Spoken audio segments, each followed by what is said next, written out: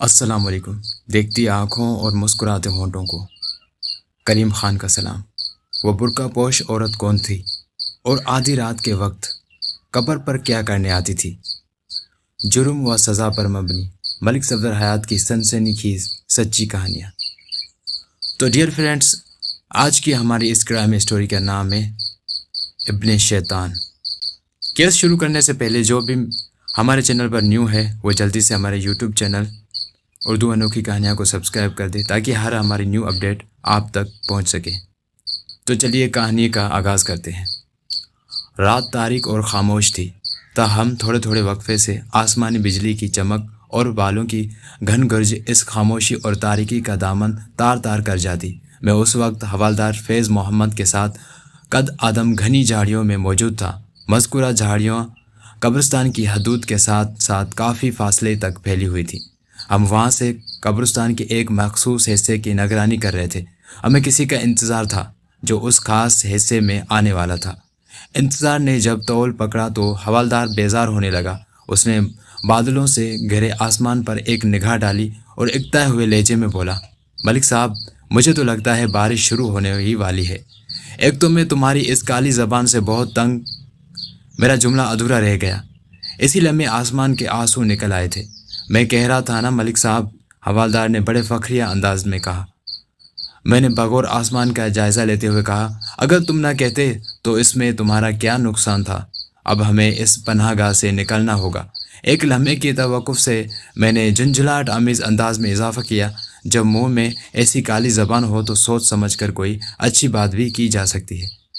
جناب سب یہی کہتے ہیں، میری زبان بڑی کالی ہے، حوالدار فیض محمد نے شکایتی انداز میں کہا۔ میں کئی مرتبہ آئینے میں یہ اپنی زبان کو دیکھ چکا ہوں، مجھے تو وہ کہیں سے کالی نظر نہیں آتی، ویسی ہی ہے جیسے عام طور پر لوگوں کی ہوتی ہے۔ اس دوران میں ہلکی پھلکی بوند باندی شروع ہو چکی تھی۔ میں نے حوالدار سے کہا، اب تم اپنے اس وضاحتی فلسفے کو لپیٹ کر ایک طرف رکھ دو اور یہاں سے نکلو۔ اگر تھوڑی دیر مزید یوں نہیں کھڑے رہے تو پوری طرح بھیگ جائیں گے، اور ہمارے پاس تبدیل کرنے کے لیے فی الحال اور کوئی لباس نہیں ہے۔ اگلے ہی لمحے ہم گھنی جھاڑیوں سے باہر نکل آئے۔ تھوڑے ہی فاصلے پر گورکھن کا کمرہ تھا۔ ہمارا رخ مذکورہ کمرے کی جانب ہو گیا۔ خود کو بھیگنے سے بچانے کے لیے فی الحال اس سے زیادہ محفوظ پناہ گاہ اور کوئی نہیں ہو سکتی تھی۔ وہ قبرستان زیادہ بڑا نہیں تھا اور ایک ٹیلے پر آباد تھا۔ گورکھن خیر دن کا کمرہ اسی قبرستان کے ایک حصے میں بنا ہوا تھا جہاں وہ تنہا رہتا تھا۔ اس کی بیوی بچے وغیرہ نہیں تھے۔ خیر دن عرف خیرو کی ہی ایک سنسنی خیز اطلاع پر ہم آج رات قبرستان پہنچے تھے۔ اس کے مطابق گزشتہ چند روز سے قبرستان میں ایک عجیب و غریب واقعہ پیش آ رہا تھا۔ یہ واقعہ سناتے ہوئے خاصن سہما ہوا بھی دکھائی دیتا تھا، جس کا یہی مطلب تھا اس واقعے نے خیرو کے ذہن کو بری طرح متاثر کیا تھا۔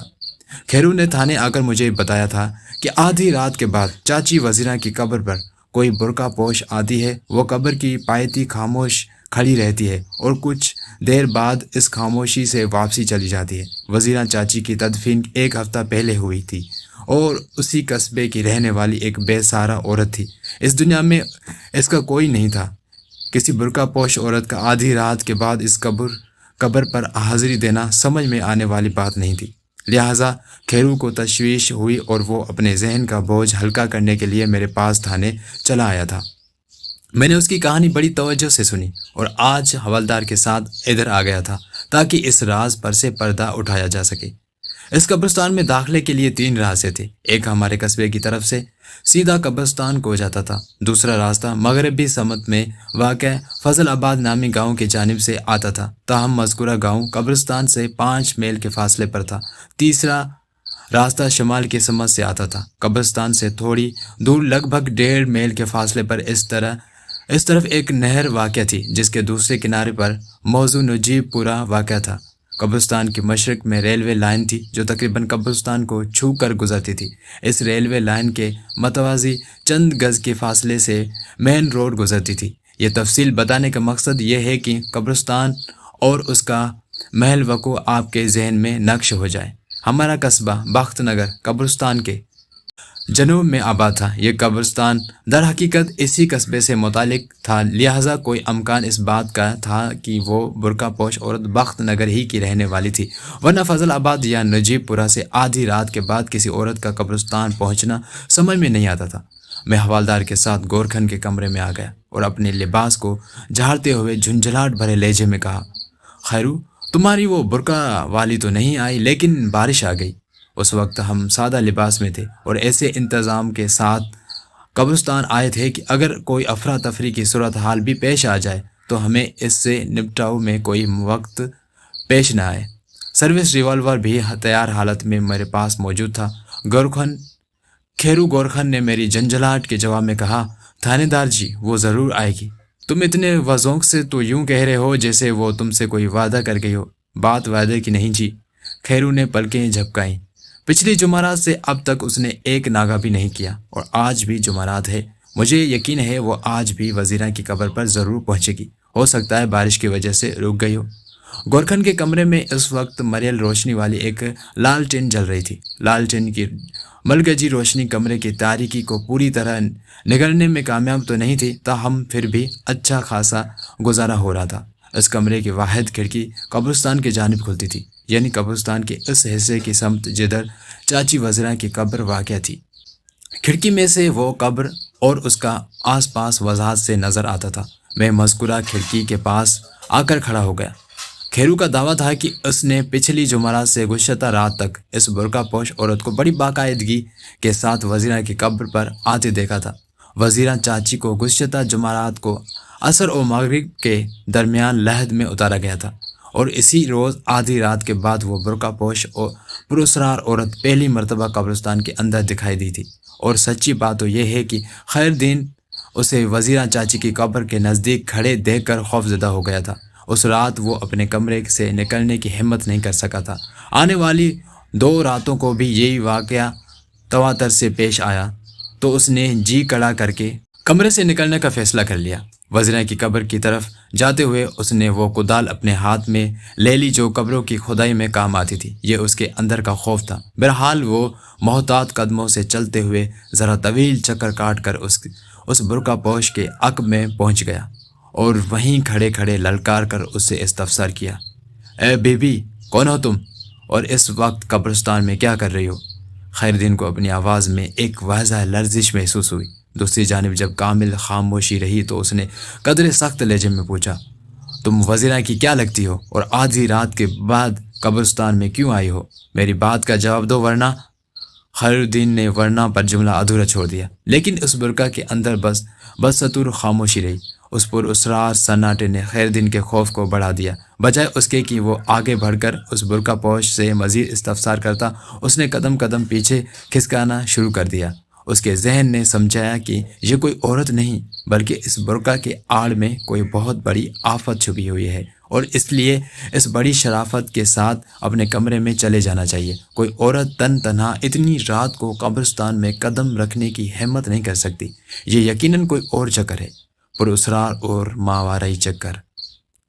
وہ اپنے کمرے میں پہنچا اور دبک کر بستر میں سو گیا۔ اگلے روز اس نے تھانے آ کر مجھے اس عجیب و غریب عورت کے بارے میں بتایا تو مجھے یقین نہ آیا۔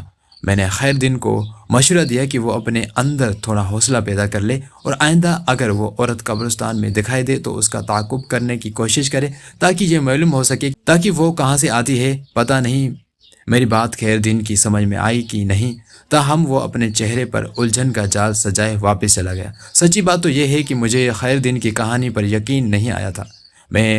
میں نے اس لیے اسے ٹال دیا تھا، اول تو یہ کہ چاچی وزیرہ کا دور یا نزدیک کا کوئی عزیز رشتہ دار نہیں تھا۔ وہ ایک طویل عرصے سے بیوگی کی زندگی گزاری تھی اور اسی بیوگی کی عذاب نے بالآخر اس کی زندگی ختم کر دی۔ اس کی قبر پر آدھی رات کے بعد کسی برقع پوش عورت کا باقاعدہ آنا ایک غیر منطقی اور ناقابل یقین بات تھی۔ میرے خیال میں گورکھن خیرو نے کوئی بھیانک خواب دیکھا تھا۔ یہ خواب کھلی آنکھوں کا بھی ہو سکتا تھا اور بند آنکھوں کا بھی۔ 2 روز بعد خیرو ایک مرتبہ پھر میرے پاس آیا۔ اس وقت اس کی گھبراہٹ دیدنی تھی۔ اس نے بڑے سراسیمہ انداز میں مجھے بتایا، تھانے دار صاحب، میں نے آپ کی ہدایت پر عمل کیا ہے، لیکن اس نے جملہ ادھورا چھوڑا اور وحشت بھری نظر سے مجھے تکنے لگا۔ میں نے جلدی سے پوچھا، لیکن کیا خیر دن؟ مجھے تو جناب یہ کوئی اور ہی معاملہ لگتا ہے۔ اس نے کہا، وہ نہ تو بولتی ہے اور نہ ہی قابو آتی ہے۔ میں اس کے سامنے بے بس ہو کر رہ جاتا ہوں۔ میں محسوس کر رہا ہوں اس برقع کے اندر کوئی پراسرار ہستی چھپی ہوئی ہے، کوئی روح۔ اس کی ذہنی حالت کو دیکھ کر مجھے سخت افسوس ہوا تھا۔ اس کا چہرہ ذہنی پریشانی کا گمار تھا، حرکات و سکنات سے بھی خوفزدگی جھلکتی تھی۔ میں سمجھ گیا اس برقع پوش کے حوالے سے وہ کسی گہری وہم مبتلا ہو چکا تھا۔ میں کسی روح کی ایسی سرگرمیوں پر یقین نہیں کر سکتا تھا۔ اس کا خوف دور کرنے کی خاطر میں نے بڑے نرم لہجے میں پوچھا، تم نے میری ہدایت پر اس کا تعاقب کیا تو کیا نتائج برآمد ہوئے؟ میں دونوں مرتبہ اس کوشش میں ناکام ہو گیا، وہ تھوک نگلتے ہوئے بولا۔ پہلی بار میں نے جیسے ہی اسے وزیرہ کی قبر کے پاس کھڑے دیکھا، میں دبے قدموں اپنے کمرے سے نکل آیا اور پھر وہ غائب ہو گئی۔ کہاں غائب ہو گئی؟ میں نے اس کی آنکھوں میں جھانکا۔ پتہ نہیں جی، وہ کہاں چلی گئی؟ وہ ہونکوں کے مانند گردن ہلاتے ہوئے بولا۔ میں نے کمرے سے باہر آنے کے بعد جیسے ہی وزیرہ کی قبر کے جانب نگاہ کی، وہ وہاں نہیں تھی۔ مجھے بڑی حیرت ہوئی، ایک لمحے میں وہ کہاں چلی گئی۔ میں نے اس کی تلاش میں سارا قبرستان چھان مارا، لیکن یوں لگتا تھا اسے آسمان نے کھا لیا تھا یا پھر زمین نگل گئی تھی۔ اتنا کہہ کر وہ خاموش ہوا، پھر بیان کو آگے بڑھاتے ہوئے بولا، جناب، دوسری مرتبہ میں نے ایک ترکیب آزمائی۔ میں اس کی آمد کے وقت سے تو واقف ہو گیا تھا۔ وہ عموماً آدھی رات کے بعد ہی آتی تھی۔ میں اس سے کافی دیر پہلے جھاڑیوں کے ایک جھنڈ میں جا چھپا۔ وہ جھاڑیاں وزیرہ کی قبر کے نزدیک ہی ہیں اور ان کے اندر رہتے ہوئے مذکورہ قبر پر نگاہ رکھی جا سکتی ہے۔ وہ ایک لمحے کی متوقف ہوا، پھر گہری سانس لیتے ہوئے بولا۔ وہ برقع پوش عورت اپنے مخصوص وقت پر وہاں پہنچ گئی۔ میں بڑی توجہ اور دلچسپی سے اسے دیکھ رہا تھا۔ وہ 20-25 منٹ تک قبر کی پایتی خاموش کھڑی رہی۔ پھر جب وہ جانے کے لیے پلٹی تو میں حرکت میں آ گیا۔ لیکن یہ کیا؟ میں نے جھاڑیوں سے باہر آنے کی کوشش کی تو مجھے یوں لگا جیسے میرے ہاتھ پاؤں کو کسی نے مضبوط رسیوں سے باندھ دیا ہو۔ وہ بالکل جڑ کر رہ گئے تھے۔ میں نے خود کو مکمل بے بس محسوس کیا۔ یہ کیسے ہو سکتا ہے؟ میں نے بڑی بے یقینی سے اپنے سامنے بیٹھے خیرو کو دیکھا تو وہ بولا، جناب، بالکل ایسا ہی ہوا تھا۔ اس کے لہجے میں قطعیت تھی۔ میں خود اس وقت چکرا کر رہ گیا تھا۔ اپنے ہاتھ پاؤں کو ناکارہ پا کر میں نے اس آفت کی پرکالہ کی طرف ڈرتے ڈرتے نگاہ اٹھائی تو وہ غائب ہو چکی تھی۔ قبرستان اس کے وجود سے خالی تھا۔ میں نے گہری نظر سے اس کے چہرے کا جائزہ لیتے ہوئے کہا، خیرو، تم نے ایک ناقابل یقین اور عجیب کہانی سنائی ہے۔ ایسا ہونا ممکن نہیں جناب، مجھے پورا یقین ہے، وہ خوف زدہ مگر پرذوق لہجے میں بولا۔ وہ عورت یہاں تو کوئی جادوگرنی ہے یا پھر کوئی روح ہے۔ میں تمہاری دونوں باتوں سے اتفاق نہیں کر سکتا، میں نے دو ٹوک انداز میں کہا۔ آپ وہاں آخر خود اپنی آنکھوں سے دیکھیں گے تو آپ کو بھی یقین آ جائے گا۔ ہاں، اب مجھے ایک رات قبرستان میں گزارنا ہی ہوگی، میں نے پرسوچ انداز میں کہا۔ تمہاری بیان کردہ کہانی خاصی دلچسپ اور سنسنی خیز ہے، اور اس سے اگلی رات میں حوالدار فیض محمد کے ساتھ قبرستان پہنچ گیا تھا۔ نصف شب سے تھوڑا پہلے ہم ان جھاڑیوں میں چھپ گئے اور جو وزیرہ چاچی کی قبر کے نزدیک تھی، لیکن بارش نے ہمیں وہاں سے کو دھیڑ کر گورکھن کے کمرے میں پہنچا دیا تھا۔ میں نے کمرے کی واحد کھڑکی سے باہر دور تک دیکھتے ہوئے خیر دن سے پوچھا، خیرو، میں تو اب تک کی محنت کے بعد اس نتیجے پر پہنچا ہوں کہ وہ برقع پوش عورت اور اس کی پراسرار سرگرمیاں تمہارے منتشر ذہن کی پیداوار ہیں۔ تم تنہائی کی بے کیف زندگی گزارتے ہوئے کسی دماغی مرض میں مبتلا ہو گئے ہو۔ تمہیں ایک مناسب علاج اور آرام کی ضرورت ہے۔ جناب، آپ مجھ پر جتنی مرضی بے اعتباری کر لیں، لیکن جب آپ اسے اپنی آنکھوں سے دیکھ لیں گے تو میری بات کا یقین آ جائے گا۔ وہ میری عقب میں آ کر کھڑا ہو گیا۔ وہ پچھلے ایک ہفتے سے برابر مجھے نظر آ رہی ہے، آج بھی وہ ضرور آئے گی۔ لگتا ہے بارش نے کچھ گڑبڑ کر دی ہے۔ میں نے رسٹ واچ پر نگاہ ڈالتے ہوئے تمسخرانہ انداز میں کہا، خیرو، تم بھی عجیب باتیں کرتے ہو۔ ایک طرف تم اس برقع پوش کو جادوگرنی اور روح کہتے ہو، دوسری جانب اس پر اسرار ہستی کو بارش کے سامنے مجبور بھی ظاہر کر رہے ہو۔ یہ کیسا تضاد ہے؟ آپ اڑا لیں جی میرا مذاق، جتنا چاہیں اڑا لیں، وہ شاکی لہجے میں بولا۔ میں جانتا ہوں آپ کو میری بات کا یقین نہیں آیا، لیکن جب وہ نظر آئے گی تو آپ اس کے وجود کو تسلیم کرنے پر مجبور ہو جائیں گے۔ لیکن وہ نظر کب آئے گی؟ میں نے جھنجھلاہٹ بھرے لہجے میں کہا۔ رات کا 1 بج رہا ہے، کیا ہم یوں نہیں بیوقوف بنتے ہوئے ساری رات آنکھوں میں گزار دیں۔ حوالدار نے کہا، ملک صاحب وہ تو بھلا ہوا بارش کا جو ہمیں اس کمرے تک لے آئی، ورنہ یہ رات ہمیں ان جھاڑیوں میں مچھروں سے کشتی کرتے ہوئے گزارنا پڑتی۔ وہ اگست کا مہینہ تھا، گرمی اپنے عروج پر تھی اور ہر طرف مچھروں کی بھی بہتات تھی۔ تاہم خیر دن نے اپنے کمرے میں اپلوں اور کسی خاص لکڑی کا بہم جلا کر ایک دھونی کا بندوبست کر رکھا تھا۔ یہ دھونی دافع مچھر تھی، تاہم دھوئیں کے باعث ہمیں سانس لینے میں دشواری کا احساس ہو رہا تھا۔ میں نے حوالدار کے تبصرے کے جواب میں کہا، بس ہم بارش کے تھمنے کا انتظار کریں گے، اس کے بعد یہاں سے رخصت ہو جائیں گے۔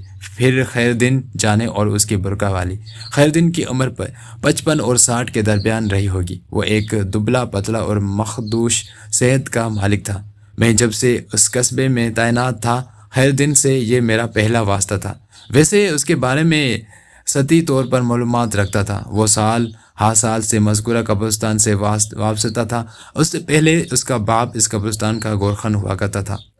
حوالدار بھی میرے نزدیک کھسک آیا اور کھڑکی سے باہر جھانکتے ہوئے بولا، ملک صاحب اس بوندا باندی کے ارادے تو مجھے خاصے خطرناک دکھائی دیتے ہیں۔ مجھے نہیں لگتا کہ صبح سے پہلے یہ ہمیں یہاں سے نکلنے کا موقع دے۔ تمہاری زبان لاکھ اور کروڑ کالی سہی، مگر میں اس کی پرواہ نہیں کروں گا۔ میں نے فیض محمد سے مخاطب ہوتے ہوئے کہا، اگر مزید آدھے گھنٹے تک اس برقع پوش کے آثار نمودار نہ ہوئے تو میں یہاں سے روانہ ہو جاؤں گا، چاہے تھانے پہنچتے پہنچتے ہم شرابور ہی کیوں نہ ہو جائیں۔ جو حکم ملک صاحب، حوالدار فرمان برداری سے بولا۔ فیض محمد اور خیر دن میرے عقب میں رہتے ہوئے پہلو پہلو آن کھڑے ہوئے۔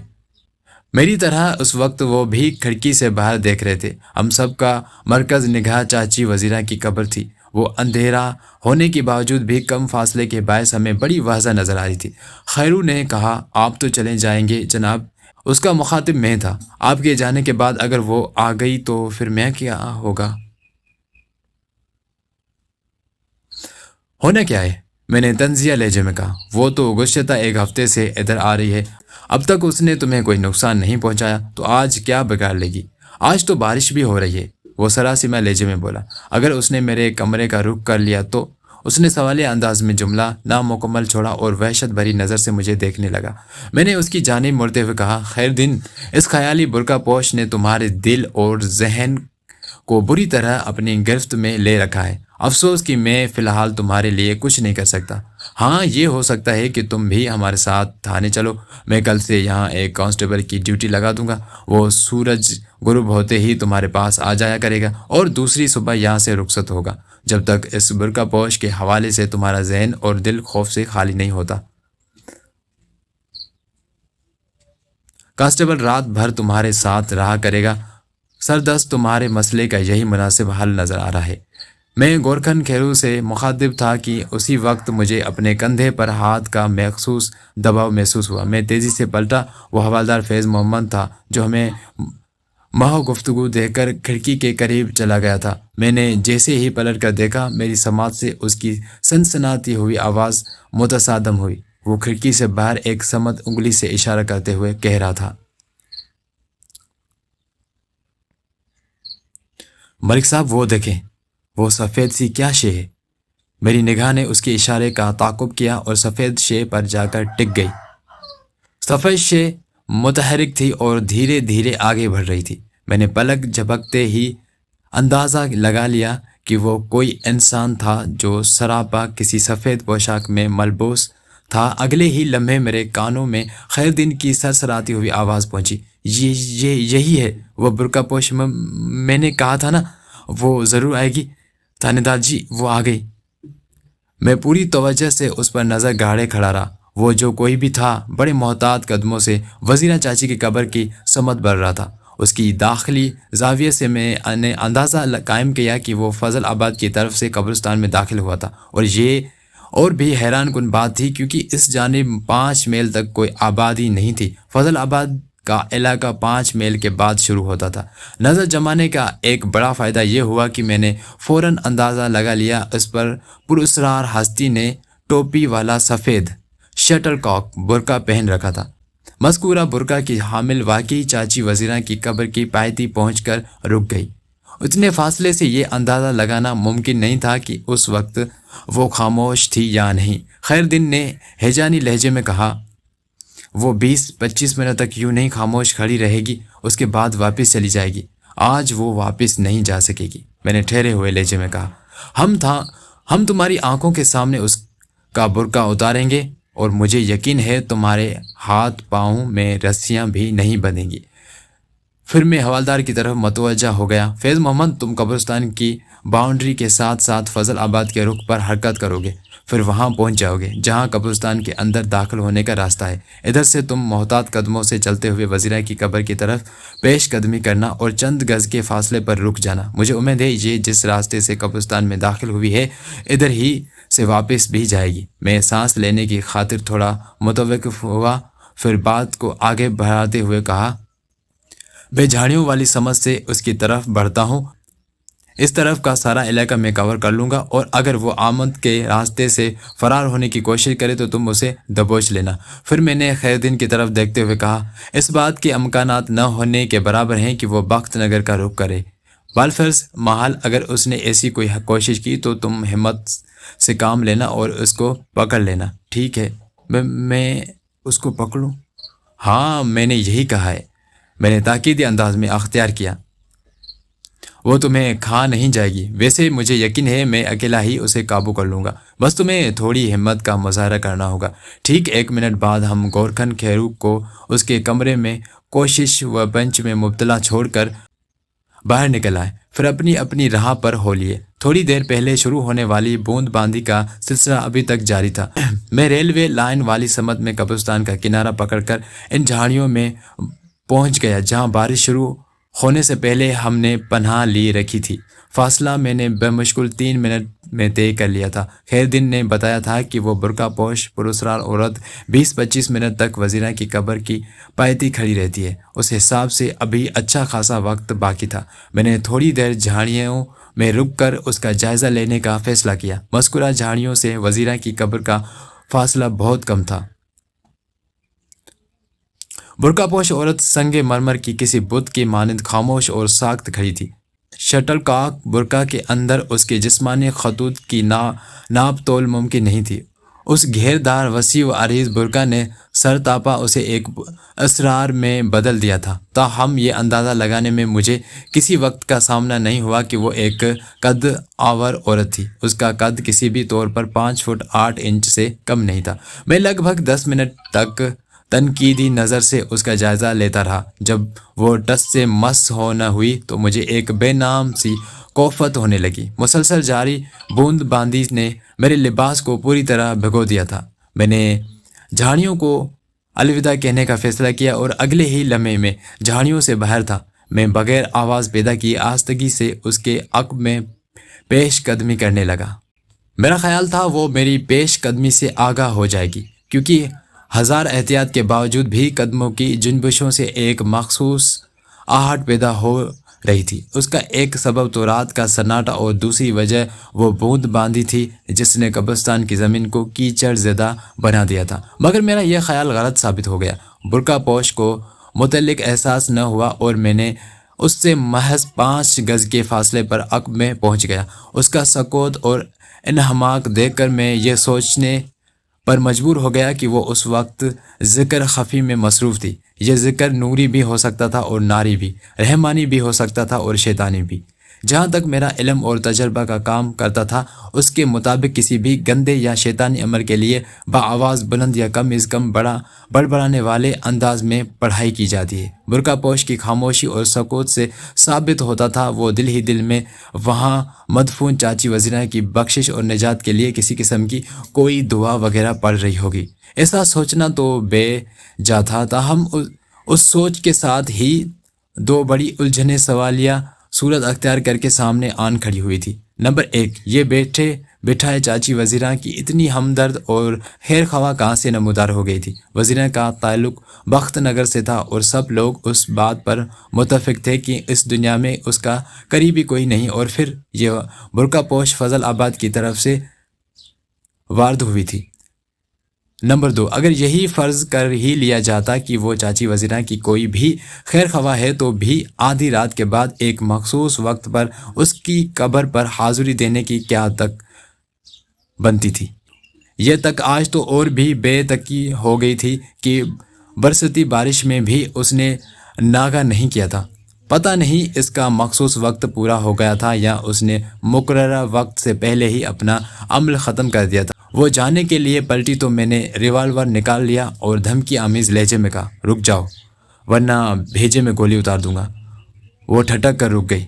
اس وقت میری جانب اس کی پشت تھی اور نہ ہی چہرہ بلکہ وہ پہلو کے بل کھڑی تھی۔ اس کا رخ فضل آباد کی سمت تھا۔ رکنے کے بعد بڑے اضطراری انداز میں نے اس نے میری جانب گردن موڑ لی لیکن منہ سے کچھ نہیں بولی۔ میں نے ریوالور والے ہاتھ کو اس کی آنکھوں کے سامنے لہراتے ہوئے سخت لہجے میں کہا، میرا نام ملک صفدر حیات ہے، میں اس علاقے کا تھانے دار ہوں اور تمہاری ایک جھلک دیکھنے کے لیے یہاں آیا ہوں۔ چہرے سے برقع ہٹا دو۔ میں وہ ذوق سے کچھ نہیں کہہ سکتا۔ ان لمحات میں اس کے چہرے پر کسی قسم کے تاثرات ہوں گے۔ اس کا چہرہ جالی دار ٹوپی کے عقب میں چھپا ہوا تھا جہاں تک میری نگاہ کی رسائی ممکن نہیں تھی۔ البتہ یہ بات یقینی تھی کہ وہ اس تہ درتا نقاب کے پیچھے سے مجھے ضرور دیکھ رہی ہوگی اور میرے ہاتھ میں موجود ریوالور بھی اس کی نگاہ سے پوشیدہ نہیں رہا ہوگا۔ میری دھمکی اور مطالبے کے نتیجے میں اس نے جب مسلسل خاموشی اختیار کیے رکھی تو میں نے صفا سے کہا، میں صرف 3 تک گنوں گا، اگر تم نے گنتی ختم ہونے سے پہلے مجھے اپنا چہرہ نہ دکھایا تو میں گولی چلا دوں گا، یہ سوچے بغیر کہ اس گولی سے تم محض زخمی ہوتی ہو یا جان سے جاتی ہو۔ اب تمہاری بردباری اور سلامتی تمہارے ہاتھ میں ہے۔ یہ میری ایک چال تھی۔ میں اس پر فائر کرنے کا ارادہ نہیں رکھتا تھا۔ اگر اس کی جگہ مجھے کسی مرد کو چھاپنا ہوتا تو میں یہ 1 2 3 کے تکلفات میں نہ پڑتا اور جن چھپا ڈال کر اسے قابو کر لیتا۔ لیکن عورت کے معاملے میں بہت محتاط رہنا پڑتا ہے۔ یہ میں نے اپنا ذاتی اصول بیان کیا ہے، ورنہ بہت سے پولیس والے ان تکلفات میں نہیں پڑتے اور مرد وزن کو ایک ہی لاٹھی سے ہانکتے ہیں۔ میں نے برقع پوش عورت کو دھمکی دیتے ہی گنتی بھی شروع کر دی تھی۔ 1 کے بعد 2 کی باری آئی اور پھر اس سے پہلے کہ میں اپنی زبان سے 3 کا ہنسا ادا کرتا اس نے ایک عجیب حرکت کی۔ اس نے قدرے جھک کر برقع کے گھیر کو تھام لیا۔ میں یہی سمجھا کہ وہ برقع اٹھا کر مجھے اپنا چہرہ دکھانے والی ہے، مگر اگلے ہی لمحے میرا اندازہ غلط ہو گیا۔ اس نے برقع کو تھامتے ہی ایک جانب دوڑ لگا دی۔ یہ وہی سمت تھی 5 میل دور جس طرف فضل آباد تھا۔ میں للکارتے ہوئے اس کے پیچھے لپکا، رک جاؤ ورنہ گولی چلا دوں گا۔ اس نے فائرنگ کی پرواہ نہیں کی اور بڑی پھرتی سے دوڑتی چلی گئی۔ اس کی مستعدی نے مجھے حیرت زدہ کر دیا۔ ایک عورت ذات سے ایسی چوبندی کی توقع نہیں کی جا سکتی تھی۔ میری دھمکی کا جب اس پر متعلق اثر نہ ہوا تو میں نے ہوائی فائر کر دیا۔ ادھر میرے ریوالور سے گولی نکلی، ادھر وہ مردہ چھپکلی کے مانند قبرستان کی زمین پر گری۔ میں یہی سمجھا کہ شاید میری فائرنگ نے اس کی زندگی کا چراغ گل کر دیا، مگر یہ کیسے ممکن تھا؟ میری فائرنگ کا زاویہ اس کے لیے قطعاً مہلک نہیں تھا۔ میرے ریوالور سے نکلنے والی گولی اس کی مزاج پرسی کی ہمت نہیں کر سکتی تھی۔ وہ بے حس و حرکت پڑی تھی۔ میں اس کے قریب آ گیا اور اکڑوں بیٹھ کر اس کا جائزہ لینے لگا۔ اسی لمحے حوالدار فیض محمد بھی سامنے آ گیا۔ فائر کی آواز نے اسے تشویش میں مبتلا کر دیا تھا۔ پھر زمین پر پڑی اس برقع پوش کو دیکھ کر اس کی تشویش میں کئی گنا اضافہ ہو گیا۔ ملک صاحب، لگتا ہے آپ نے اس کا کام پورا کر دیا، وہ میری طرف دیکھتے ہوئے بولا۔ میں نے بڑے ذوق سے کہا، یہ خود ہی الجھ کر گری ہے، اسے گولی نہیں لگ سکتی۔ میں نے ہوائی فائر کیا تھا۔ اگر یہ فائرنگ کی زد میں آئی ہوتی تو اب تک اس کے جسم کے متاثرہ حصے سے خون جاری ہو چکا ہوتا۔ کہتے تو آپ ٹھیک ہیں، حوالدار نے تائیدی انداز میں کہا۔ میرے خیال میں یہ فائر کی دہشت سے بے ہوش ہو گئی ہے۔ خیر، یہ ایسی کمزور دل بھی نہیں۔ میں نے زمین پر پڑی اس برقع پوش عورت کو بغور دیکھتے ہوئے کہا، اگر یہی بات ہوتی تو پھر وہ آدھی رات کے بعد تنہا اس قبرستان میں قدم رکھنے کا خیال بھی دل میں نہ لاتی۔ بہرحال میں ایک لمحے کے لیے متوقف ہوا، پھر تہکمانہ انداز میں حوالدار سے کہا، تم اس کے چہرے سے برقع ہٹاؤ، ذرا پتہ تو چلے یہ آخر ہے کون۔ حوالدار نے فوراً میرے حکم کی تعمیل کی اور اگلے ہی لمحے ہم دونوں شش در ایک دوسروں کو دیکھ رہے تھے۔ برقع کی اوٹ میں سے کوئی عورت نہیں بلکہ ایک مرد کا چہرہ برآمد ہوا تھا۔ اس انکشاف کے بعد کہ وہ کوئی بہروپیہ تھا اور برقع اوڑھ کر اس قبرستان میں کوئی خفیہ سرگرمی جاری رکھے ہوئے تھا، میں فوری طور پر ایکشن میں آ گیا۔ پھر میری ہدایت پر حوالدار فیض محمد نے اس کا برقع پوری طرح اتار پھینکا۔ اس کے قد و قامت کو دیکھ کر مجھے ہلکا سا شبہ تو ہوا تھا، تاہم اس وقت میرا ذہن یہ اندازہ لگانے سے قاصر رہا تھا کہ اس گھیردار شٹل کاک برقع کے اندر عورت کی بجائے کوئی مرد چھپا ہوگا۔ سفید برقع کے اندر سے برآمد ہونے والا وہ شخص قبرستان کی زمین پر بے ہوش پڑا تھا۔ پھر اگلے ہی لمحے اس کی بے ہوشی کا سبب بھی میری سمجھ میں آ گیا۔ وہ جس جگہ گرا تھا وہاں ایک پختہ قبر موجود تھی۔ بھاگتے ہوئے کسی وجہ سے اس کا پاؤں رپٹ گیا ہوگا اور وہ اغلب امکان یہی تھا کہ گرتے وقت اس کا سر پختہ قبر کے کنارے سے ٹکرایا ہوگا۔ کھوپڑی پر لگنے والی اس شدید چوٹ نے اسے دنیا و مافیا سے باخبر کر دیا تھا۔ میں نے چند لمحات میں اس برقع پوش زمین بوس بے ہوش شخص کا جائزہ لیا۔ اس کی عمر 25 سے زیادہ نہیں رہی ہوگی۔ قد 5 فٹ 8 انچ کے قریب، متناسب جسم اور مناسب صحت۔ پاؤں میں اس نے زنانہ چپل پہن رکھی تھی جو یقیناً دوسروں کو دھوکہ دینے کے لیے تھی۔ اس کی باقی جسم کو تو وسیع و عریض برقع نے ڈھانپ رکھا تھا۔ آ جا کر پاؤں ہی پختے تھے جن سے اسے پکڑا جا سکتا تھا، اور اس نے زنانہ چپل کے ذریعے اپنی اس مردانہ شناخت کو بھی ختم کر دیا تھا۔ اس کے بدن پر بڑا سادہ لباس تھا، کورے لٹھے کی شلوار اور کاٹن کا کلیوں والا کرتا۔ اس دوران میں گورکھن خیر دن بھی جائے وقوع پر پہنچ گیا۔ مذکورہ برقع نشین پر اس کی نگاہ پڑی تو حیرت سے اس کی آنکھیں پھیل گئی۔ یہ مرد ہے؟ وہ لکنت زدہ انداز میں بہکلایا۔ میں نے طنزیہ انداز میں کہا، خیر دن، ہم نے تمہاری برقع والی کے ساتھ کوئی اونچ نیچ نہیں کی۔ یہ پتہ نہیں یہ عورت سے مرد کیسے بن گئی۔ بہرحال جو بھی ہے تمہارے سامنے ہے، مجھے یقین نہیں آ رہا۔ وہ آنکھیں پٹ پٹاتے ہوئے بولا اور لالٹین لے کر ایک مرتبہ پھر اس شخص کے جانب بڑھا۔ میں تو اب تک اسے کوئی پردہ دار بیبی ہی سمجھ رہا تھا۔ خیر دن نے عقل مندی کا ایک کام یہ کیا تھا کہ کمرے سے نکلتے وقت وہ لالٹین اپنے ساتھ لے آیا تھا۔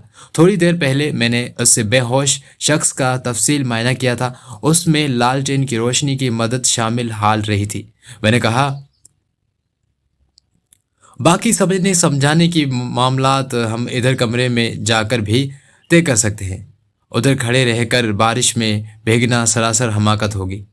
سے میں نے یہ یقین کر لیا تھا کہ وہ زندہ تھا اور اس کی زندگی کو کوئی بڑا خطرہ لاحق نہیں تھا۔ میں نے خیر دن کے ساتھ سے لالٹین لے لی۔ پھر میری ہدایت پر ان دونوں نے باہمی تعاون سے اس بے ہوش شخص کو گورکھن کے کمرے میں پہنچا دیا۔ میں نے گورکھن سے پوچھا، کیا تم اس بہروپیے کو جانتے ہو؟ اس نے نفی میں گردن ہلائی اور بولا، میں نے اسے پہلی مرتبہ دیکھا ہے اور مجھے پورا یقین ہے یہ بخت نگر کا رہنے والا نہیں۔ یہاں کے تو میں بندے بندے سے واقف ہوں۔ ملک صاحب، اگر اس بدبخت کو ہوش میں لے آئیں تو یہ خود اپنی زبان سے سب کچھ بک دے گا۔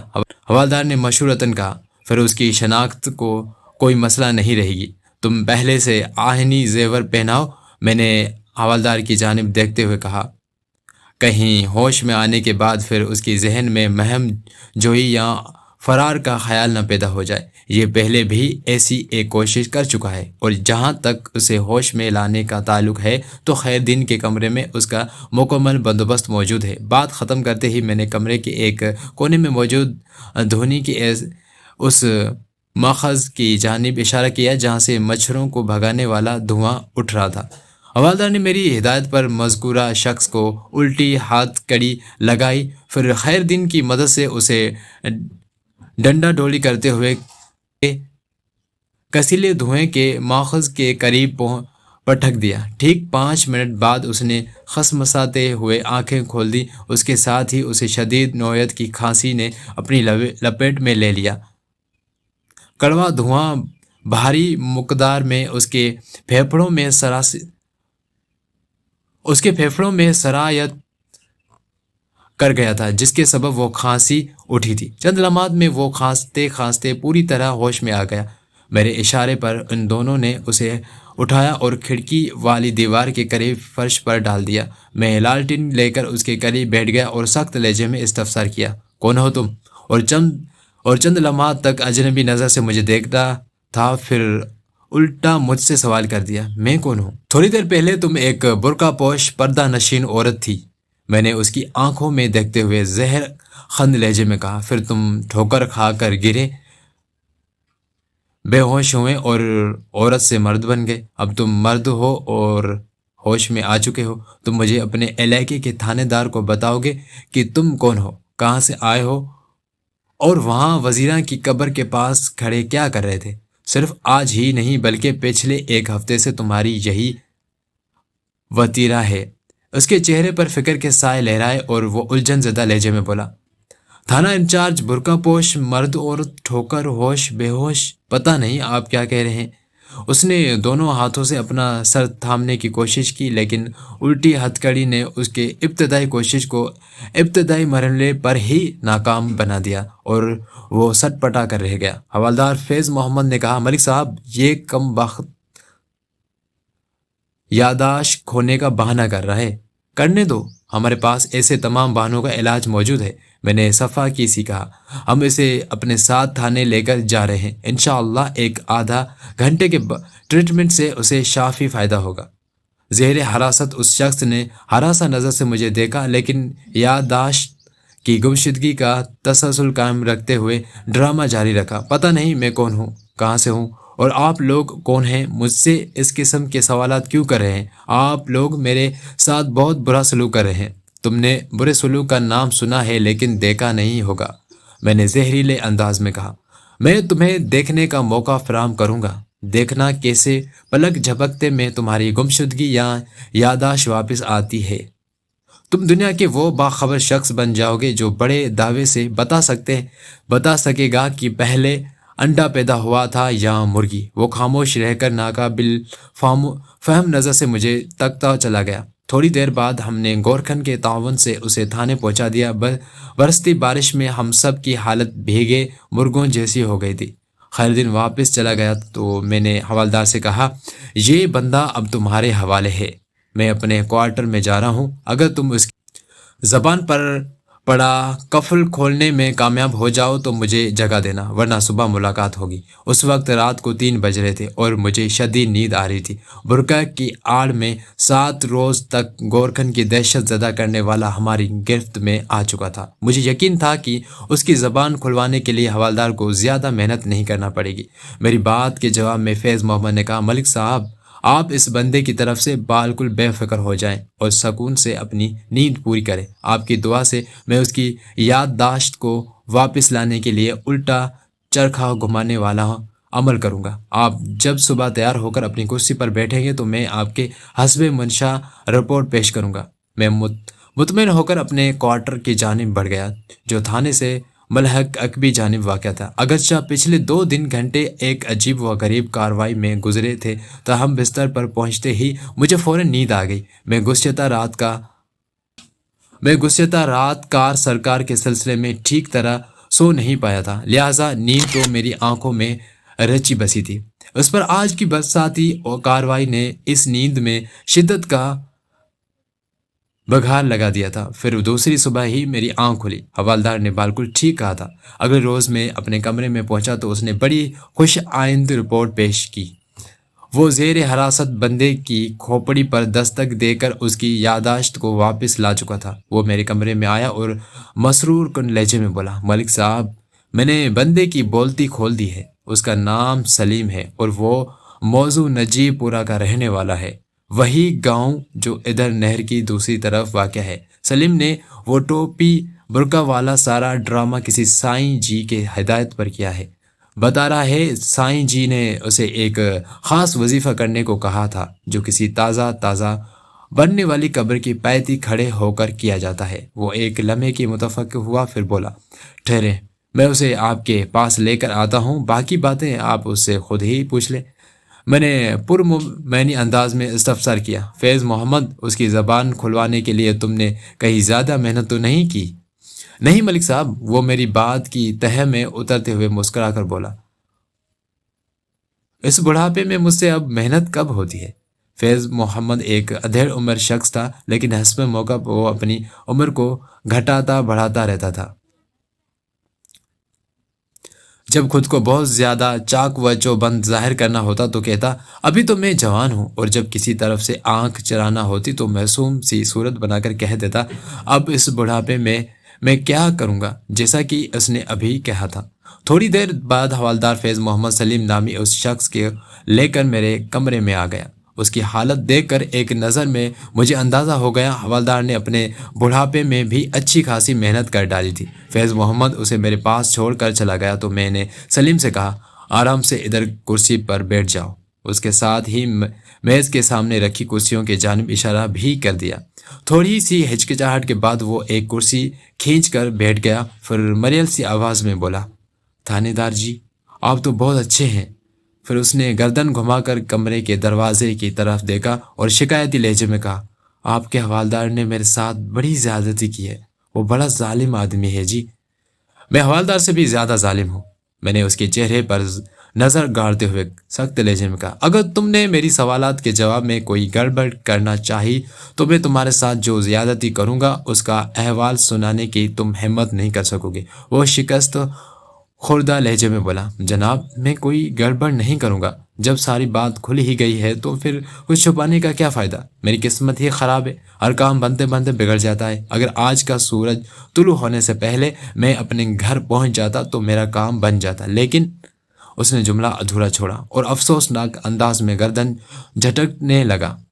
میں چند لمحے بغور اس کا جائزہ لیتا رہا۔ وہ عام سی شکل و صورت کا مالک ایک 25-26 سالہ شخص تھا، لیکن اس وقت وہ نا امیدی اور مایوسی کے تنگ حلقے میں جکڑا نظر آتا تھا۔ میں نے پوچھا، مجھے پتہ چلا ہے تم ادھر قبرستان میں کوئی خاص قسم کا عمل کر رہے تھے؟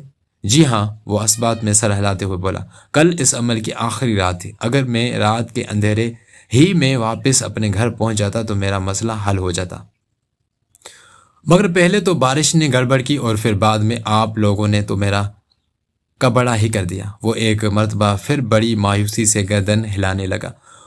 تم اپنا کون سا مسئلہ حل کرنے کے لیے وہ عمل کر رہے تھے؟ میں نے کڑے لہجے میں استفسار کیا، اور اس نوعیت کا بے ہدہ عمل تمہیں کس نے بتایا تھا، جس کے لیے شٹل کاک برقع پہن کر ہفتے بھر کے لیے آدھی رات کے بعد ایک عورت کے بھیس میں کسی ویران اور سنسان قبرستان میں وقت گزارنا پڑے؟ وہ تھوڑے تامل کے بعد گویا ہوا، تھانے دار صاحب، ایک ہفتے کا یہ وظیفہ مجھے سائیں جی نے بتایا تھا، اور برقع والا مشورہ بھی انہی کا تھا۔ انہوں نے کہا تھا یہ بہت ضروری ہے۔ میں نے ان کی ہدایت پر پورا عمل کیا۔ انہوں نے مجھے تاکید کی تھی کہ قبرستان میں داخل ہونے کے بعد میں کسی سے کوئی بات نہیں کروں گا۔ اس طرح عمل کے بعد جب تک میں قبرستان سے باہر نہ آ جاؤں زبان سے ایک لفظ ادا نہیں کروں گا۔ برقع کا استعمال بھی قبرستان کے حدود کے اندر ہی کروں گا۔ چنانچہ وہ سانس لینے کے متفق ہوا، پھر بات جاری رکھتے ہوئے بولا، میں گھر سے برقع ساتھ لے کر نکلتا اور قبرستان میں داخل ہونے سے پہلے اسے پہن لیتا۔ اسی طرح قبرستان سے باہر نکلنے کے بعد میں برقع اتار دیا کرتا تھا۔ میں سائیں جی کی ہدایت کے مطابق وہ عمل بڑے ٹھیک ٹھاک طریقے سے کر رہا تھا۔ انہوں نے مجھے چند الفاظ بتائے تھے جو قبرستان میں کسی تازہ دفن ہونے والی مردے کی پایتی کھڑے ہو کر مجھے پڑھنا تھے۔ وظیفہ مکمل ہوتے ہی میرا کام بھی ہو جاتا۔ میں نے اپنے حصے کی ذمہ داری نبھا دی تھی، بس سورج طلوع ہونے سے پہلے مجھے اپنے گھر پہنچانا تھا، اور یہی نہیں ہو سکا۔ وہ ایک مرتبہ جھنجھلاہٹ آمیز انداز میں خاموش ہوا، پھر میری طرف دیکھتے ہوئے شکایتی انداز میں بولا، آپ لوگوں نے وظیفے کے آخری مرحلے پر گڑبڑ مچا کر میرے کام کا ستیہ ناش مار دیا۔ کیا آپ ایک آدھا دن کے لیے رک نہیں سکتے تھے؟ سلیم کے استفسار میں زمانے بھر کی شکست خرود کی بھری ہوئی تھی، اس کی پریشانی اپنی جگہ، لیکن میں اپنے کام کی پیش نظر اس سے کوئی رت و رعایت کے حق میں نہیں تھا۔ میں نے اس کی آنکھوں میں دیکھتے ہوئے برہمی سے کہا، تم ایک آدھا دن رکنے کی بات کر رہے ہو، ہم تو پہلے ہی 2-3 دن لیٹ ہو چکے تھے۔ مجھے اسی رات تمہاری گردن دبوچ لینا چاہیے تھی جب پہلی مرتبہ گورکھن نے تو تھانے آ کر تمہاری شکایت درج کرائی تھی۔ بہرحال میں نے توقف کیا، پھر اسے کھا جانے والی نظر سے گھورتے ہوئے اضافہ کیا، ابھی تو تمہارے کام کا ستیاناش ہوا ہے۔ اگر تم نے آئندہ 15 سیکنڈ کے اندر مجھے اپنے اس کام کی نوعیت نہ بتائی تو میں تمہیں آنے والے 24 گھنٹے کے لیے حوالدار فیض محمد کے سپرد کر دوں گا اور پورے اختیارات کے ساتھ۔ پھر وہ تمہارے ساتھ جو سلوک کرے گا اس سے تمہارا سوا ستیاناش ہو جائے گا۔ تم اپنے رہو گے اور نہ ہی اپنے کام کے۔ میری دھمکی کا اس پر خاطر خواہ اثر ہوا اور وہ ایک جھرجھری لے کر رہ گیا۔ یہ جھرجھری اس شاندار سلوک کی یاد میں تھی جو گزشتہ رات کے آخری پہر حوالدار نے اس کے ساتھ روا رکھا تھا۔ وہ جھرجھری کے اختتام پر سراسیمہ لہجے میں بولا، خدا کے واسطے مجھے اس جلاد کے حوالے نہ کریں، آپ جو پوچھیں گے میں بتانے کو تیار ہوں۔ حوالدار کی دہشت نے اس کی دل و دماغ کو اپنی جکڑ میں لے رکھا تھا۔ میں نے ٹھہرے ہوئے لہجے میں کہا، میں نے تم سے جو سوال پوچھا تھا ابھی تک مجھے اس کا جواب نہیں ملا۔ تمہاری آسانی کے لیے میں ایک مرتبہ پھر تم سے پوچھتا ہوں کہ تم اپنا کون سا مقصد حاصل کرنے کے لیے ان وظیفوں وغیرہ کے چکر میں پڑے ہو؟ وہ جی، یہ ساری گڑبڑ بشرا کی وجہ سے پیدا ہوئی ہے، وہ نگاہ چراتے ہوئے بولا۔ میں اسے اپنے قابو میں کرنا چاہتا ہوں۔ میں نے چونک کر اسے دیکھا اور پوچھا، یہ بشرا کون ہے؟ اس کی کہانی اب کچھ میرے سمجھ میں آنے لگی تھی، مگر سلیم کے جواب نے میرے اندازے پر خط تنسیخ کھینچ دیا۔ اس نے نہایت ہی گہری سنجیدگی سے بتایا، بشرا میری بیوی ہے جناب۔ کیا؟ میں تقریباً اچھل کر رہ گیا۔ میں سچ کہہ رہا ہوں جناب۔ اس کی سنجیدگی میں کوئی فرق نہ آیا۔ کیا تم خود اپنی بیوی کو قابو کرنے کی عملیات وغیرہ کا سہارا لے رہے ہو؟ میں نے تعجب خیز انداز میں استفسار کیا۔ وہ سادگی سے بولا، سائیں جی نے مجھے یقین دلایا تھا اگر میں ان کی ہدایت کے مطابق ایک ہفتے کا عمل پورا کر لوں گا تو بشرا میرے پاؤں کی دھول بن جائے گی، پھر وہ میرے سامنے اکڑ نہیں دکھائے گی، ایک کنیز کی طرح میری ہر قسم کی خدمت میں لگی رہے گی، میرے ہر مطالبے پر گردن جھکا دے گی۔ تو تم اپنی بیوی کو کوئی زر خرید لونڈی بنا کر رکھنا چاہتے ہو؟ میں نے تیز نظر سے اسے گھورا، اور وہ بھی الٹے سیدھے وظائف کے ذریعے؟ وہ سمجھانے والے انداز میں بولا، تھانے دار جی، آپ میری بیوی کو نہیں جانتے، وہ مجھے کچھ سمجھتی ہی نہیں۔ ہماری شادی کو 1 سال ہونے والا ہے اور آج تک اس نے مجھے ہاتھ نہیں لگانے دیا۔ میں قریب جاتا ہوں تو وہ شور مچاتی ہے، میں اپنی عزت کے ڈر سے پیچھے ہٹ جاتا ہوں۔ لوگ سنیں گے تو پوچھیں گے ہمارے گھر سے شور کیوں اٹھا؟ میں انہیں کیا جواب دوں گا؟ وہ چند لمحات کے لیے متوقف ہوا، پھر اضافہ کرتے ہوئے بولا، میں نے سائیں جی کو اپنی مسئلے کے بارے میں بتایا تو انہوں نے کہا بشرا پر کسی ہوائی مخلوق کا سایہ ہے، جب تک وہ سایہ اس کی جان نہیں چھوڑے گا یہ تمہیں قریب بھی نہیں بھٹکنے دے گی۔ وہ تو اس کی مہربانی ہے کہ شور مچا کر تمہیں دور کر دیتی ہے، ورنہ اگر کبھی زبردستی تم اسے چھوڑنے میں کامیاب ہو گئے تو وہ نادیدہ مخلوق تمہیں ختم کر دے گی۔ میں نے پریشانی کے عالم میں سائیں جی سے پوچھا کہ اس مسئلے کا حل کیا ہے؟ انہوں نے کافی دیر سوچنے کے بعد کہا کہ اس مسئلے کے صرف 2 ہی حل ہیں۔ نمبر 1، بشرا سے دستبردار ہو جاؤ، اسے طلاق دے دو، یا پھر اپنے ساتھ اس طرح رکھو کہ کبھی اسے چھونے کی غلطی نہ کرنا، تم 2 اچھے بہن بھائیوں کی طرح زندگی گزارو گے۔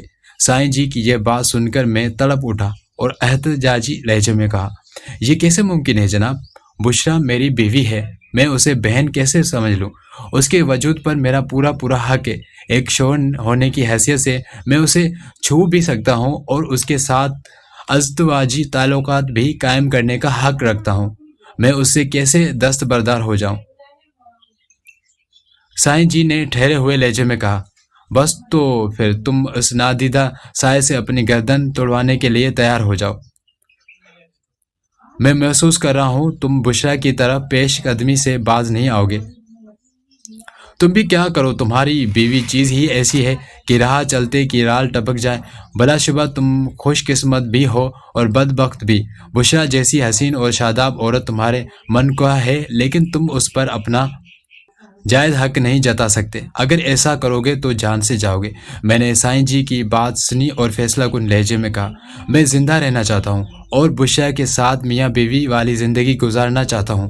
میرے مسئلے کا آپ نے جو پہلے حل بتایا ہے وہ میرے لیے قابل قبول نہیں۔ دوسرا حل آپ کے نزدیک کیا ہے؟ سائیں جی نے ایک طویل سانس کھینچی اور بولے، علاج تمہارے موجودہ مسئلہ علاج سے بھی حل ہو سکتا ہے۔ میں تمہارے لیے علاج تجویز کروں گا، تمہیں میری ہدایت پر عمل کرنا ہوگا۔ میں نے کہا، علاج میں دیر نہ کریں سائیں جی۔ انہوں نے کہا، دیر کس بات کی؟ تم کل ہی سے وظیفہ شروع کر دو۔ پھر میں نے ان کی ہدایت کو مد نظر رکھتے ہوئے اس قبرستان میں آنا شروع کر دیا۔ میرا وظیفہ مکمل ہو چکا تھا، بس آپ لوگوں نے میرے کیے کرائے پر پانی پھیر دیا۔ اگر آج صبح میں اپنے گھر میں ہوتا تو پھر بشرا ہمیشہ ہمیشہ کے لیے میری ہو جاتی، وہ خبیث سایہ اس کی جان چھوڑ دیتا۔ مجھے رات کی تاریکی ہی میں اپنے گھر پہنچنا تھا، مگر جملہ ادھورا چھوڑ کر وہ شکایتی نظر سے مجھے دیکھنے لگا۔ میں سمجھ گیا سائیں نے اسے بے وقوف بنانے میں کوئی کسر نہیں چھوڑی تھی۔ میں نے طنزیہ لہجے میں سلیم سے پوچھا، ایک بات میری سمجھ میں نہیں آئی، مسئلہ تو تمہاری بیوی کے ساتھ تھا اور علاج تمہارا ہوا، یہ کس قسم کا علاج تھا؟ تم نے بتایا ہے نا، یہ وظیفہ تمہارے علاج کے طور پر تجویز کیا گیا تھا۔ سائیں جی نے کہا تھا، میرے وظیفے سے بشرا ٹھیک ہو جائے گی۔ وہ کمزور آواز میں بولا، اگر پھر بھی کوئی کسر باقی رہ گئی تو پھر وہ اس کا علاج کریں گے۔ میں سلیم کی سادگی نما حماقت پر تل ملا کر رہ گیا اور بے اختیار میرے منہ سے نکل گیا، میرا خیال ہے تمہارے اس سائیں جی نے اس وظیفے کے نتائج کا انتظار نہیں کیا اور وہ مکار شخص تمہاری بے خبری میں بشرا کا علاج بھی کر رہا ہے۔ یہ آپ کیا کہہ رہے ہیں جناب؟ وہ متذبذب نظر سے مجھے تکنے لگا۔ مجھے خود بھی اپنے کہے پر قدرے حیرت ہوئی، وہ الفاظ بے ساختہ میری زبان سے ادا ہوئے تھے۔ میں نے قدرے سنبھلتے ہوئے اس سے پوچھا، سلیم تمہارا یہ سائیں جی کہاں رہتا ہے؟ ہمارے گاؤں نجی پورہ میں ہی رہتے ہیں، وہ اس نے جواب دیا۔ کیا نجی پورہ میں کوئی قبرستان نہیں ہے جی؟ وہ سوالیہ نظر سے مجھے دیکھنے لگا۔ میں نے پوچھا، پھر تم اس خرافات کے لیے اس قبرستان میں کیوں نہیں گئے؟ سائیں جی نے خاص طور پر ہدایت کی تھی کہ میں بخت نگر والے قبرستان میں وزیرہ چاچی والی قبر پر کھڑے ہو کر وہ وظیفہ پڑھوں۔ میں نے بڑی مشکل سے وہ قبر تلاش کی تھی، لیکن آپ نے میرا کام بگاڑ دیا۔ اوئے کام بگاڑ کی اولاد! اس کی فضول تکرار سن کر مجھے غصہ آ گیا۔ تم روزانہ آدھی رات کو گھر سے نکلتے ہو، کیا تمہارے گھر والے اس بات پر اعتراض نہیں کرتے؟ میرے گھر میں ہے کون جو میرے کہیں آنے جانے پر اعتراض کرے گا؟ وہ برا سا منہ بنا کر بولا، ایک بشرا ہی تو ہے اور اسے مجھ سے کوئی دلچسپی نہیں۔ کیا تم اپنی بیوی کے ساتھ پورے گھر میں اکیلے رہتے ہو؟ میں نے حیرت سے کہا، میرا مطلب ہے تم دونوں کے سوا اس گھر میں اور کوئی نہیں؟ جی ہم دونوں ہی اس گھر میں رہتے ہیں، اس نے بتایا۔ یہ تو اور بھی تشویش کی بات ہے۔ میں نے کہا، میرے خیال میں نجیب پورہ سے بخت نگر کی قبرستان تک پہنچنے میں تمہیں کم از کم آدھا گھنٹہ تو لگتا ہی ہوگا، کم و بیش اتنا ہی وقت واپسی میں بھی صرف ہوتا ہوگا۔ لگ بھگ آدھا گھنٹہ وزیرہ چاچی کی قبر کی پایتی کھڑے ہو وظیفہ پڑھتے رہتے ہو، اس طرح تمہارے گھر سے غائب رہنے کا کل وقت تقریباً 1.5 گھنٹہ بن جاتا ہے، اور یہ 1.5 گھنٹہ بھی آدھی رات کے بعد کا تمہارے اس غیر حاضری سے بشرا کو اکیلے گھر میں ڈر نہیں لگتا؟ ڈر کس بات کا جی؟ وہ عجیب سی انداز میں بولا، سائیں جی ہمارے پڑوسی ہی میں رہتے ہیں۔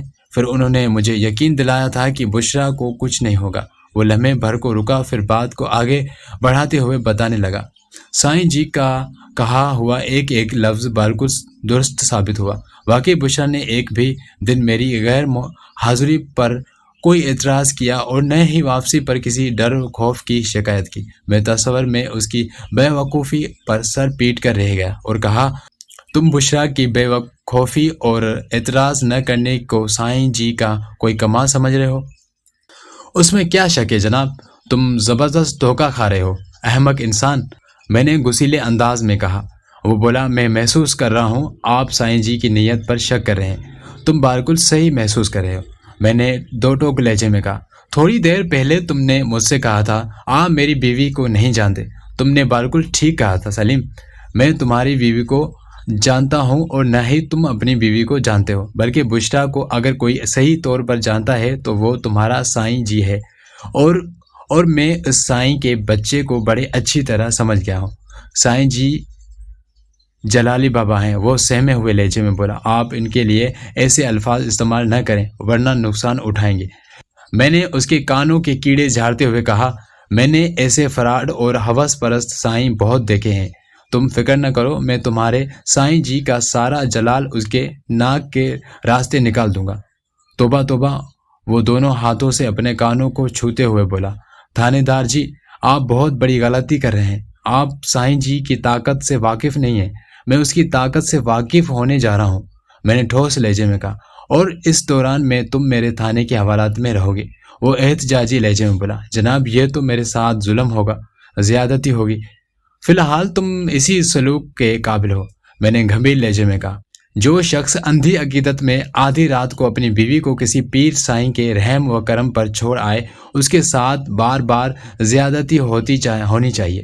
پتہ نہیں تم کیسے بے غیرت اور بودے مرد ہو، وہ بھپرے ہوئے لہجے میں بولا۔ تھانے دار جی، آپ سائیں جی کے کردار پر کیچڑ اچھال رہے ہیں، بعد میں جب آپ کو ان کی شان کا پتہ چلے گا تو آپ بہت پچھتائیں گے۔ اب بھی وقت ہے، اگر آپ اپنے دل میں سائیں جی کے خلاف کسی کارروائی کا خیال رکھتے ہیں تو اس خیال کو جھٹک دیں۔ تم یہ مشورے اپنے ہی جیسے کسی عقل کے اندھے اور کردار کے گندے شخص کو دینا۔ میں نے کہا، میں تمہاری دھمکیوں میں سے خوف زدہ ہونے والا نہیں۔ تمہاری کہانی سے مجھے اندازہ ہو گیا ہے کہ تمہارا وہ سائیں کتنے پانی میں ہے، اور بشرا کس سائے کے تسلط میں تمہارے ساتھ کون سا کھیل کھیل رہی ہے۔ وہ بے بسی سے مجھے گھور کر رہ گیا۔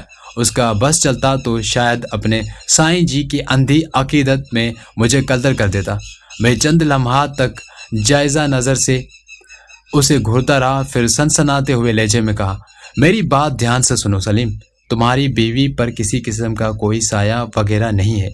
یہ جو کچھ بھی ہو رہا ہے بشرا اور سائیں کی ملی بھگت کا نتیجہ ہے۔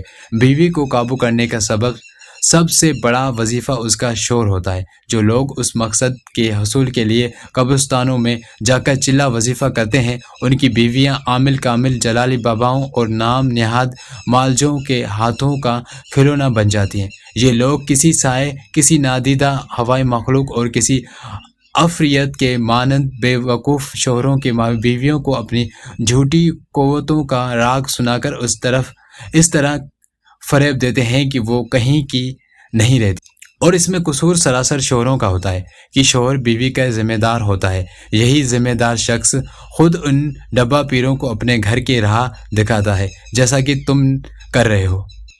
میری بات ختم ہوئی تو سلیم نے دونوں ہاتھ سے اپنا سر تھام لیا، پھر بے حد الجھے ہوئے لہجے میں بولا، پتہ نہیں آپ کس قسم کی عجیب و غریب باتیں کر رہے ہیں، سب پتہ چل جائے گا بچو، میں نے تنبیہی انداز میں کہا۔ میں تمہارے سائیں کی خیریت معلوم کرنے جا رہا ہوں، ذرا پتہ تو چلے وہ کیسی اور کتنی قوتوں کا مالک ہے۔ تمہیں ایک واہیات وظیفے میں الجھا کر وہ ادھر نجیب پورہ میں کیا گل کھلا رہا ہے۔ میں ایک مرتبہ پھر یہی کہوں گا۔ سلیم نے اپنی سائیں جی کی صفائی میں کچھ کہنے کے لیے منہ کھولا ہی تھا کہ میں نے دبکا مار کر اسے خاموش کر دیا۔ نہ ایک مرتبہ، نہ دو مرتبہ، اور نہ تین مرتبہ، میں نے کڑک کر خالص تھانے دارانہ انداز میں کہا، تمہیں جو کچھ بھی کہنا ہے میری واپسی پر کہنا، عین ممکن ہے میں تمہارے پیر سائیں کو بھی ادھر ہی لے آؤں۔ پھر میں نے سلیم کو حوالدار فیض محمد کے سپرد کیا اور اس ASI جاوید مغل کو اپنے کمرے میں بلا کر نجیب پورہ جانے کی تیاری کا حکم دیا۔ ٹھیک آدھے گھنٹے بعد میں جاوید مغل کے ساتھ ایک تانگے میں بیٹھا نجیب پورہ کی طرف جا رہا تھا۔ سلیم نے مجھے جو کہانی سنائی تھی اس میں میرے لیے چونکنے والی دو اہم نکات تھے۔ اول، بشرا کا آدھی رات کو سلیم کے گھر سے غیر حاضری پر اعتراض نہ کرنا۔ دوم، سائیں کا بیوی کو قابو کرنے کے لیے سلیم کو مشورہ، اور مشورہ بھی ایسی وظیفے کا جو دور دراز قبرستان میں پڑھا جائے تاکہ سلیم زیادہ سے زیادہ دیر کے لیے گھر سے دور رہ سکے۔ اس مشورے سے سائیں کی نیت کھلتی تھی۔ ہم ٹھیک 10:30 بجے نجیب پورہ میں داخل ہوئے اور سائیں جی کے آستانے تک رسائی حاصل کرنے میں ہمیں کسی وقت کا سامنا نہیں ہوا، مگر وہاں پہنچ کر معلوم ہوا آستانے پر تالا پڑا ہوا تھا۔ یہ ایک غیر متوقع صورتحال تھی۔ جس شخص نے آستانے تک ہماری رہنمائی کی تھی، میں نے اس سے پوچھا، یہ سائیں کہاں چلا گیا؟ اس کا آستانہ تو بند پڑا ہے۔ میں نے محسوس کیا سائیں کے لیے میرا یہ اندازہ اس شخص کو قطعی پسند نہیں آیا تھا۔ اس کے چہرے کے تاثرات نے مجھے بتا دیا وہ بھی سلیم کی طرح سائیں کا کوئی اندھا عقیدت مند تھا۔ اندھی عقیدت رنگ برنگ گل کھلاتی ہے۔ بہرحال بزرگی کا سوانگ بھرنے والے نقلی پیروں کی شخصیت کا ایک اپنا تاثر ہوتا ہے۔ وہ سادہ لوہے اور احمقین قسم کے لوگ بڑی آسانی سے ان کے چنگل میں پھنس جاتے ہیں۔ وہ بھی کوئی ایسا ہی بدقسمت تھا۔ میں اور ایس آئی اس وقت یونیفارم میں تھے، لہٰذا اس شخص نے ہمیں سائیں کے جلال سے ڈرانے کی کوشش نہیں کی اور بد دلی سے بولا، میں سائیں جی کے بارے میں کچھ نہیں جانتا، تالا تو مجھے بھی نظر آ رہا ہے۔ سائیں کے آستانے کے برابر میں جو گھر تھا اس کے دروازے پر بھی مجھے تالا دکھائی دیا، تو میں نے اس شخص سے پوچھا، یہاں کون رہتا ہے؟ یہ سلیم کا گھر ہے جی، اس نے جواب دیا، دونوں میاں بیوی ادھر رہتے ہیں۔ اس کے جواب نے مجھے گہری تشویش میں مبتلا کر دیا۔ سلیم کے مطابق وہ اپنی بیوی بشرا کو گھر میں اکیلا چھوڑ کر اب قبرستان گیا تھا۔ وہ خود تو اس وقت میرے تھانے کی حوالات میں بند تھا۔ پھر بشرا کہاں چلی گئی؟ یہ بہت ہی خطرناک سوال تھا، اور اس کی خطرناک کی اس صورت میں اور بھی بڑھ جاتی تھی کہ پیر فرتوت نازیبہ کرتوت وہ سائیں بھی غائب تھا۔ سلیم کا گھر آستانے سے مشرق کی سمت میں واقع تھا۔ پہلو بہ پہلو ان دونوں گھروں کے بیرونی دروازوں پر جھولتے ہوئے تالے ایک ہی کہانی سنا رہے تھے کہ سلیم کو الو بنانے والا وہ جلالی بابا اس کی بیوی کو لے اڑا تھا۔ اس سنسنی خیز خیالات کے ہجوم میں نے سلیم کی گھر کی سمت اشارہ کیا اور اس شخص سے پوچھا، کیا تمہیں یہ بھی معلوم نہیں سلیم کی بیوی بشرا کہاں چلی گئی؟ اپنے خاوند کے ساتھ ہی گئی ہوگی جناب۔ میں نے اسے حالات کی حقیقت سے آگاہ کرنا ضروری نہ سمجھا اور ادھر ادھر دوسرے لوگوں سے پوچھ گچھ کرنے لگا۔ آدھے گھنٹے کی تفتیش و تحقیق کے بعد یہی پتہ چلا کہ گزشتہ شام تک وہ تینوں کردار نجیب پورہ ہی میں موجود تھے۔ پولیس جس گاؤں دیہات میں پہنچتی ہے وہاں سنسنی پھیل جاتی ہے۔ نجیب پورہ کے باسیوں کو بھی تشویش تھی کہ ہماری آمد کا مقصد کیا ہے۔ ایک سراسیمگی کی سی فضا تھی۔ میں نے ان لوگوں میں شیخ لطیف نامی ایک شخص کو خاصاً معقول پایا تو اس سے کھل کر بات کرنے کا فیصلہ کر لیا۔ شیخ لطیف کا گھر آستانے کی مغربی سمت واقع تھا۔ نجیب پورہ کے مین بازار میں اس کی کپڑے کی ایک دکان تھی، شیخ کلاتھ ہاؤس۔ میں لطیف کے ساتھ اس کے گھر میں آ بیٹھا اور صورتحال سے اسے آگاہ کرنے کے ساتھ ساتھ اپنے اندازے کے بارے میں بھی بتا دیا۔ اس نے پوری بات توجہ سے سنی اور گہری سنجیدگی سے بولا، ملک صاحب، میں اپنے کام سے کام رکھنے والا ایک سیدھا سادہ آدمی ہوں۔ دکانداری کے بعد جو وقت مل جاتا ہے اس میں حسب توفیق اللہ اور اس کے رسول صلی اللہ علیہ وآلہ وسلم کو یاد کر لیتا ہوں۔ ان پیری مریدی والے معاملات سے مجھے زیادہ دلچسپی نہیں، اس لیے سائیں کے بارے میں بھی میں زیادہ نہیں جانتا۔ البتہ وہ لمحے بھر کو سانس لینے کی خاطر رکا، پھر اپنی بات کو مکمل کرتے ہوئے بولا، آپ نے بتایا ہے سلیم اس وقت آپ کی گرفت میں ہے، اور اس نے سائیں کے حوالے سے آپ کو جو کہانی سنائی ہے اس کی روشنی میں بھی اس نتیجے پر پہنچا ہوں جو آپ کا اندازہ ہے۔ شیخ لطیف بہت ہی نستعلیق اور سلجھا ہوا انسان تھا۔ اس کے خاموش ہونے پر میں نے کہا، شیخ صاحب، بشرا اور سائیں کے بارے میں کیسے کھوج لگایا جائے؟ وہ کہاں گئے ہیں؟ اگر ایک ساتھ نہیں گئے تو پھر غائب کیوں ہیں؟ وہ چند لمحات کے لیے گہری سوچ میں ڈوب گیا، پھر ٹھہرے ہوئے لہجے میں بولا، سائیں کے بارے میں تو حاجی صاحب سے بھی پوچھا جا سکتا ہے۔ کون حاجی صاحب؟ میں سیدھا ہو کر بیٹھ گیا۔ حاجی سلیمان، اس نے بتایا، جس گھر میں سائیں کا آستانہ ہے وہ حاجی صاحب کی ملکیت ہے، سائیں اس کا کرایہ دار ہے۔